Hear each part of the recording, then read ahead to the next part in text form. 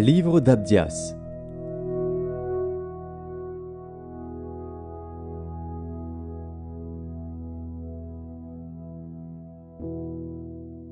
Prophétie d'Abdias. Ainsi parle le Seigneur, l'Éternel, sur Édom. Nous avons appris une nouvelle de la part de l'Éternel, et un messager a été envoyé parmi les nations. Levez-vous, marchons contre Édom pour lui faire la guerre.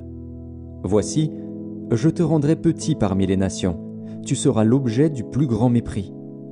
L'orgueil de ton cœur t'a égaré, toi qui habites le creux des rochers, qui t'assieds sur les hauteurs, et qui dis en toi-même « Qui me précipitera jusqu'à terre ?» Quand tu placerais ton nid aussi haut que celui de l'aigle, quand tu le placerais parmi les étoiles, je t'en précipiterai, dit l'Éternel. Si des voleurs, des pillards, viennent de nuit chez toi, comme te voilà dévasté, mais enlèvent-ils plus qu'ils ne peuvent?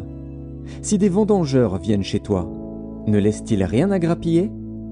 Ah, comme Ésaü est fouillé, comme ses trésors sont découverts. Tous tes alliés t'ont chassé jusqu'à la frontière, tes amis t'ont joué, t'ont dominé, ceux qui mangeaient ton pain t'ont dressé des pièges, et tu n'as pas su t'en apercevoir. N'est-ce pas en ce jour, dit l'Éternel, que je ferai disparaître d'Édom les sages et de la montagne d'Ésaü l'intelligence? Tes guerriers, ô Théman, seront dans l'épouvante, car tous ceux de la montagne d'Ésaü périront dans le carnage. À cause de ta violence contre ton frère Jacob, tu seras couvert de honte et tu seras exterminé pour toujours. Le jour où tu te tenais en face de lui, le jour où des étrangers emmenaient captive son armée, où des étrangers entraient dans ses portes et jetaient le sort sur Jérusalem, toi aussi tu étais comme l'un d'eux. Ne repaie pas ta vue du jour de ton frère, du jour de son malheur. Ne te réjouis pas sur les enfants de Juda au jour de leur ruine, et n'ouvre pas une grande bouche au jour de la détresse. N'entre pas dans les portes de mon peuple au jour de sa ruine.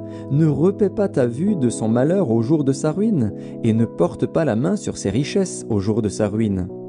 Ne te tiens pas au carrefour pour exterminer ses fuyards, et ne livre pas ses réchappés au jour de la détresse.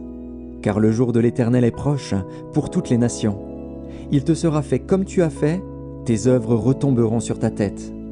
Car, comme vous avez bu sur ma montagne sainte, ainsi toutes les nations boiront sans cesse. Elles boiront, elles avaleront, et elles seront comme si elles n'avaient jamais été.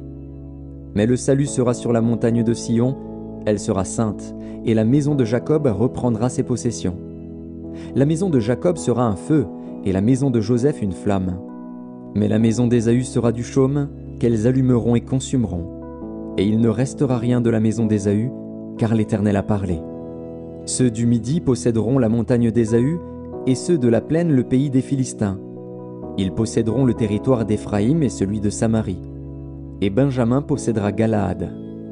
Les captifs de cette armée des enfants d'Israël posséderont le pays occupé par les Cananéens jusqu'à Sarepta, et les captifs de Jérusalem qui sont à Sépharad posséderont les villes du Midi.